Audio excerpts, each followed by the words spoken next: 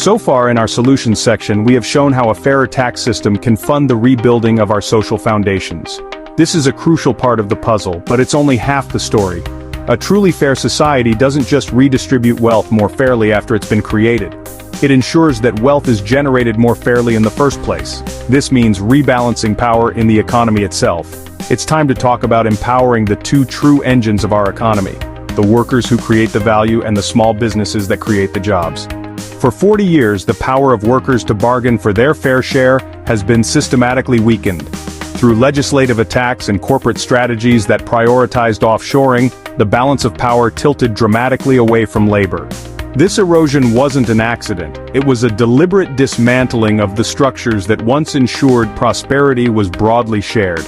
The result has been decades of wage stagnation for many, while a select few at the top captured a disproportionate share of economic gains, leaving a legacy of inequality. The solution is not to turn back the clock, but to foster a renaissance of that power, redesigned for the 21st century. This new era of worker empowerment must be more dynamic, inclusive, and adaptable. It needs to address the realities of our modern economy, from the rise of the gig worker to the unique challenges of organizing in highly skilled industries. It's about building a forward-looking framework that equips every worker with the collective voice to thrive in a changing world.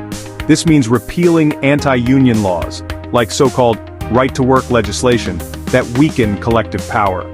We must make it easier for workers to organize and bargain collectively for better pay, benefits, and safer conditions. This revitalization isn't just for old industries, it's essential in new ones like the tech and service sectors.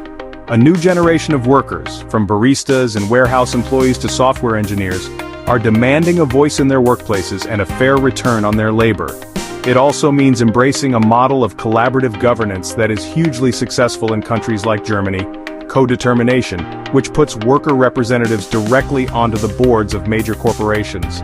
This isn't a radical idea, it's a proven system that has fostered economic stability and shared prosperity. By giving workers a formal role in corporate decision-making, companies benefit from the practical expertise of their own workforce, leading to smarter, more sustainable strategies. This gives employees a real voice in the critical decisions that affect their lives, from investments in technology and training to executive compensation. It ensures that companies are run for the long-term benefit of all stakeholders: employees, customers, and communities. This stands in stark contrast to a system fixated on short-term shareholder profits, where pressure for quarterly earnings can lead to destructive decisions like stock buybacks at the expense of innovation. It shifts the corporate focus from extracting value to creating sustainable shared value. In our modern economy, corporate capital holds immense power. When left unchecked, this influence can tilt the scales unfairly. So when workers have a strong, collective voice, it acts as a powerful counterbalance to the immense power of corporate capital. This collective strength ensures the system serves not just shareholders, but also the employees who create the value. For decades, we've seen a dramatic decoupling where productivity has climbed, but wages have stagnated. A strong collective voice is the most effective mechanism to relink these two. It ensures that when productivity rises, wages rise with it. This fulfills the core promise of a fair economy, where the gains from efficiency are shared. This rebalancing also addresses a key source of inequality. It pushes back against the excessive executive pay that has skyrocketed in recent decades. When the ratio of CEO to worker pay creates a chasm of distrust, empowered workers can advocate for more equitable structures that reflect the contributions of the entire team. Beyond pay, it's about fundamental dignity. Workers on the front lines know the real risks, and a collective voice gives them power to demand change without fear of retaliation. It creates safer workplaces and more secure jobs, pushing back against precarious employment and allowing people to build a life with confidence. It's crucial to understand this isn't about creating conflict, it's about creating a healthy, balanced negotiation between labor and capital. When one side holds all the power, it's a dictation. By empowering labor, we ensure both sides can come to the table as respected partners, ready to find common ground. The benefits create a virtuous cycle. A society where workers are empowered is a society with a stronger middle class, fueling economic demand. This leads to less inequality and greater social cohesion as people feel a stake in our collective success. This isn't a radical theory, it is a fundamental feature of every successful, fair economy in the world. Now, this is not an anti-business argument. In fact, it's the opposite.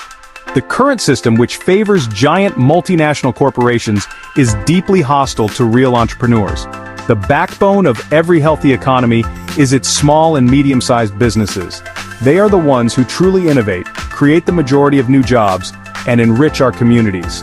Yet, they are crushed by a system that allows corporate giants to pay little to no tax, while they pay their full share. They are bullied by the market power of monopolies and struggle to compete on an unlevel playing field. For too long, our economy has favored established giants. A truly fairer system would be a pro-entrepreneurship system. This means creating an environment where innovation is encouraged for everyone, not just a select few. It's about fostering a culture where new ideas can flourish, and anyone with drive has a genuine shot at success. It starts with fairness. By making corporate giants pay their fair share of tax, we level the playing field. When everyone plays by the same rules, small businesses can compete on the merit of their ideas, not the size of their accounting department. This restores genuine market competition. That revenue is an investment in our greatest asset.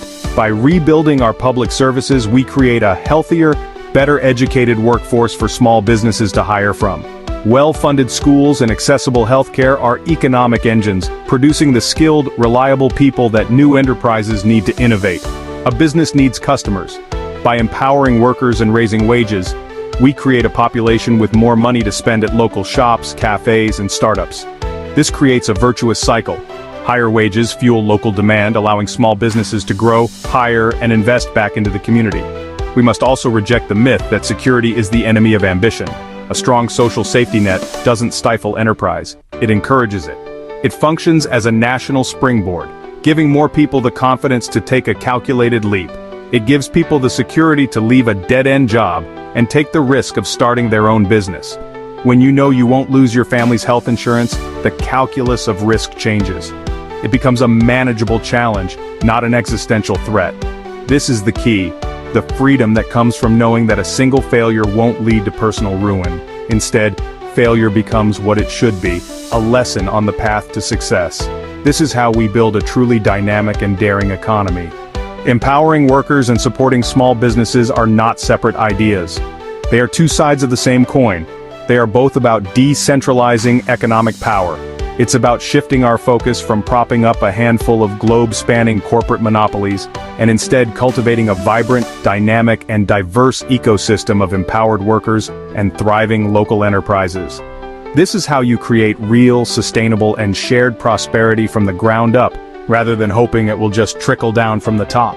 So let's picture this new economy. It's an economy where workers have a real say in their workplaces and a fair share of the wealth they create. It's an economy where small businesses can compete on a level playing field and innovate, creating good jobs in their local communities. It's an economy that is more dynamic, more resilient, and far less unequal. This isn't a radical dream. It is a return to a more balanced form of capitalism that we know works. But how do we tie all these ideas together into one cohesive vision?